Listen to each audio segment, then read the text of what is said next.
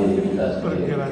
Di rumah Gus Kubantu ada CCTV, tapi ada satu orang yang anti CCTV supaya pergerakannya tidak diketahui.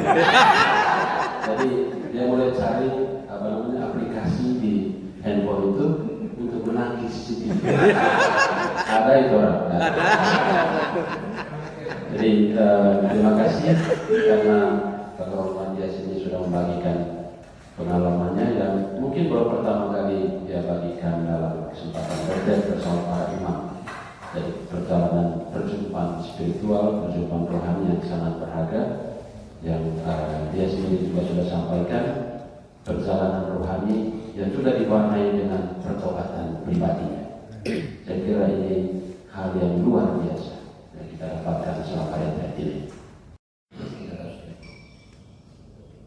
Dan jumlah imam hanya 43. Ada 2 sampai 43 imam dosisa. Ya, imam-imam lain yang mengikuti atau yang melayani, ada SWD, ada OCD, ada Karmel, tapi Karmel tidak bekerja di paroki. Ya, mereka cuma mengurus rumah retretnya, hanya menjadi pastor bantu-bantu. Maksudnya itu baru kita bantu. Mereka bukan pastor pembantu atau bukan pastor kan, tapi bantu-bantu saya. Hari terbitnya sang surya sampai pada geramnya, hendaknya berkumandang nyanyian bagi Tuhan. Dalam nama Bapa dan Putera dan Roh Kudus. Amin.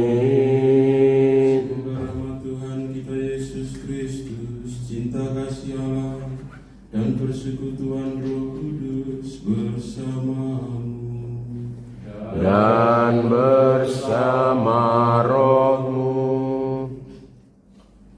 Bapak Romo Fiksen, Romo Matias, Romo Putra Unio, para Romo sekalian terima kasih. Selamat pagi, salam sukacita untuk kita semua. Di penghujung kegiatan retret kita pada hari ini, dalam perayaan Eucharis ini bersama gereja kita merayakan pesta Santo Ignatius dari Antioquia. Ignatius adalah salah seorang santo besar di dalam gereja, dan dia disebut sebagai murid langsung dari Yohanes, Rasul dan penulis Injil. Dia juga adalah seorang martir yang memberi kesaksian tentang kasih Kristus dan membela salib Kristus di hadapan Kaisar.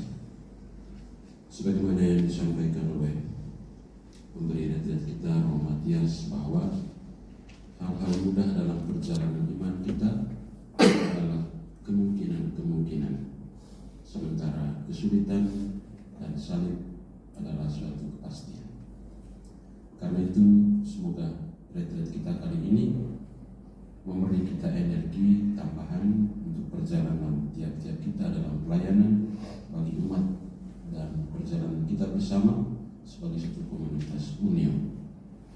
Karena itu kita persembahkan seluruh hidup kita, keluarga besar Unio Uskupan Labuan dalam penyelenggaraan kasih Tuhan. Kita dimampukan untuk bertahan dan teristimewa belajar di dalam berbagai macam situasi sulit yang kita hadapi di medan pelayanan kita masing-masing. Kuasa dan kekal Engkau menghiasi tubuh kudus gerejamu dengan kesaksian iman para martirmu yang suci. Semoga kemartiran yang memberikan kemuliaan kekal kepada Santo Ignatius dari Antioquia senantiasa menjadi perlindungan bagi kami dalam menjalani hidup sehari-hari. Dengan pengantaran Tuhan kami Yesus Kristus, Putra-Mu yang hidup dan berkuasa, bersama Dikau dalam persatuan Roh Kudus, Allah sepanjang segala masa. Amin. Bacaan dari surat Rasul Paulus kepada jemaat di Roma. Saudara-saudara, apakah yang akan kita katakan tentang Abraham, bapa leluhur kita? Tuhan bersamamu. dan bersama rohmu. Inilah Injil Tuhan kita Yesus Kristus menurut Lukas. Dimuliakanlah Tuhan. Sekali peristiwa berkerumunlah beribu-ribu orang sehingga mereka berdesak-desakan. Yesus lalu mulai mengajar pertama-tama kepada murid-muridnya, katanya, waspadalah terhadap ragi, yaitu kemunafikan kaum Farisi. Tiada sesuatu pun yang tertutup yang takkan dibuka. Yang mulia Bosku, Mercy, para romo yang saya banggakan. Bacaan pertama tadi semakin menggarisbawahi apa telah kita renungkan beberapa hari ini, bahwa godaan untuk mendefinisikan diri ini, mendefinisikan hidup ini dalam kategori prestasi, sungguh membosankan, melelahkan. Dan kita dibenarkan bukan karena jasa atau prestasi. Kita dibenarkan menurut Paulus karena iman akan Yesus. Dengan demikian, apakah perbuatan baik diremehkan? Tidak. Kalau engkau sudah mengimani Allah, mengenal Dia, mengalir daripadanya perbuatan-perbuatan baik, bukan untuk menuntut kau dikasihi, tapi kau mensyukuri Tuhan jauh dulu berbuat baik untukmu. Itu poin pertama. Yang kedua, dalam Injil Lukas tadi, Yesus mengingatkan kita semua, para murid, untuk waspada terlagi kemunafikan kaum Farisi kala itu, yang meskipun tampak kecil pada awalnya, tapi dapat menyebar dan meracuni banyak aspek kehidupan ini. Yesus memerintahkan murid-murid yang tidak takut pada manusia, yang hanya mampu membentuk tubuhmu, karena mereka tidak memiliki kuasa lebih dari itu. Sebaliknya, Yesus menekankan agar kita lebih takut pada Allah yang memiliki kuasa untuk menjatuhkan kita ke dalam neraka. Ini adalah peringatan yang serius tentang kuasa Allah yang tidak terbatas untuk dunia. Dalam konteks ini, rasa takut kepada Allah tidak harus diartikan sebagai ketakutan yang menyesatkan. Sebaliknya, itu adalah pengakuan akan kasih dan kerahimannya, keadilannya. Dalam Alkitab kita sering kali melihat bahwa Allah adalah kasih. Ketika kita memahami bahwa Allah yang kita takuti itu adalah juga Allah yang maha kasih, maha rahim, dan menginginkan yang terbaik bagi kita, umatnya, maka rasa takut itu berubah menjadi penghormatan dan pengabdian. Ketika Yesus berkata, janganlah kamu takut terhadap mereka yang dapat membunuh tubuh dan kemudian tidak dapat berbuat apapun lagi, takutlah Dia yang setelah membunuh mempunyai kuasa untuk melemparkan orang ke dalam neraka.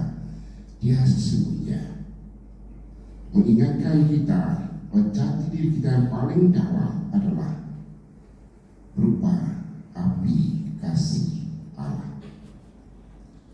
Barang siapa yang telah menemukan cinta kasih dalam dirinya sendiri, tidak dapat tidak selain mencintai. Apa yang dicintainya pada orang lain bukanlah tubuh yang elok, bukanlah kecerdasan, ataupun sifat-sifat yang menyenangkan. Mencintai pada level ini, dan lagi mencintai pada level itu, sebenarnya kita melukai hati orang lain dan menurunkan derajatnya, karena mengembalikan orang lain pada sifat yang mungkin pudar suatu ketika secara dengan bertambahnya usia. Barang siapa yang sadar bahwa di dalam lubuk hatinya yang paling dalam hanya terdapat cinta kasih itu sendiri yang adalah tidak lain Tuhan sendiri. Ia tidak akan takut kehilangan cinta kasih itu, dan juga tidak takut dilukai orang. Sejati baik dalam nama maupun dalam perbuatan, sampai kami Kau persatukan dengannya dalam surga abadi dengan pengantaraan Kristus Tuhan kami. Amin.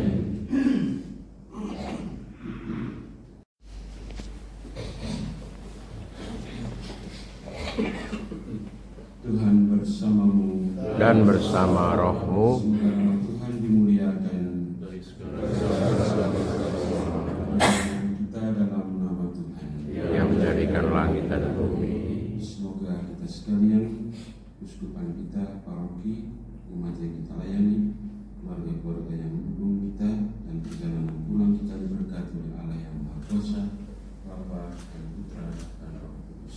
Amin. Dan ini perayaan Ekaristi kita sudah selesai.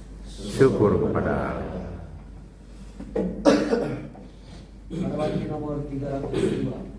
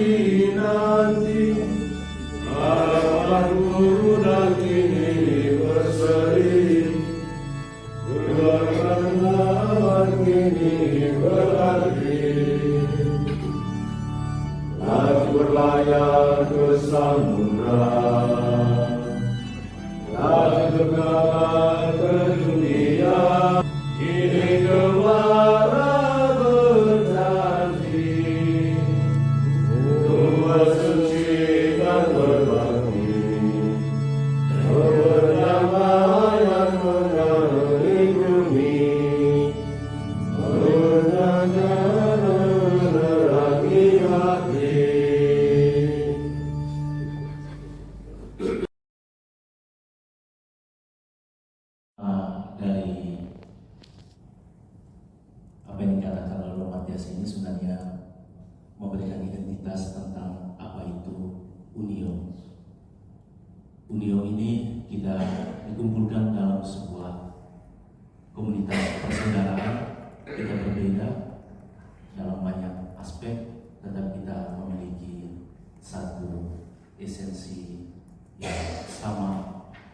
Oleh karena itu, yang berbeda di antara kita itu soal pembagian tugas, tapi kita sebenarnya memiliki persaudaraan sama. Bagian saya punya dalam pertemuan ini hanya berbicara tentang satu informasi sebelum nanti Bapak Uskup akan mengantar kita sesuai dengan materi yang telah disiapkan oleh Bapak Uskup. Yang pertama, ini undangan untuk kita semua. Dari yang bawah, nanti hari Jumat tanggal 24 Oktober itu ada tabisan imam perdana Keuskupan Labuan Bajo. Jadi kita nanti sudah ada penambahan anggota dari 63 menjadi 64.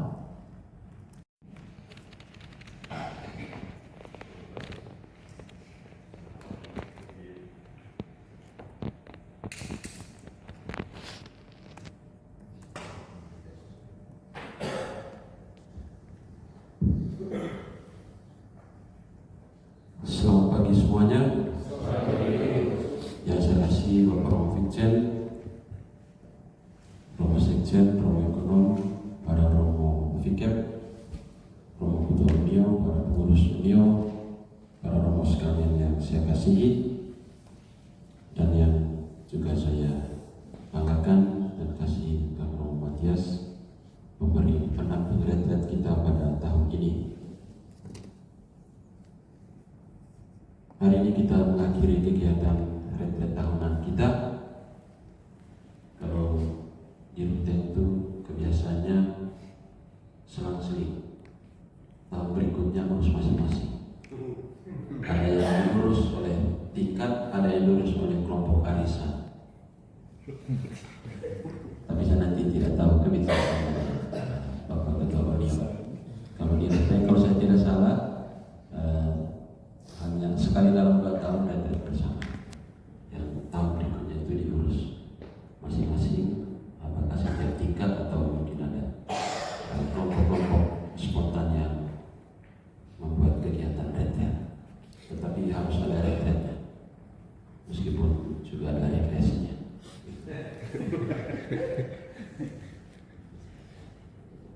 Baik, terima kasih kepada Bapak Ketua Union yang memberi kesempatan kepada saya untuk menyampaikan beberapa hal.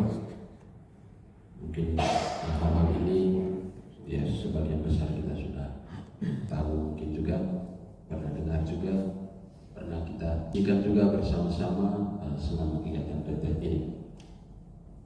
Baik, yang pertama sekali dalam permenungan kita selama retret ini kita sudah mendapatkan banyak sekali pengalaman dari Romo Matias, kita sekalian melalui sharing-sharing untuk menemukan kembali jati diri kita sebagai imam, sebagai pastor dalam perjalanan kita.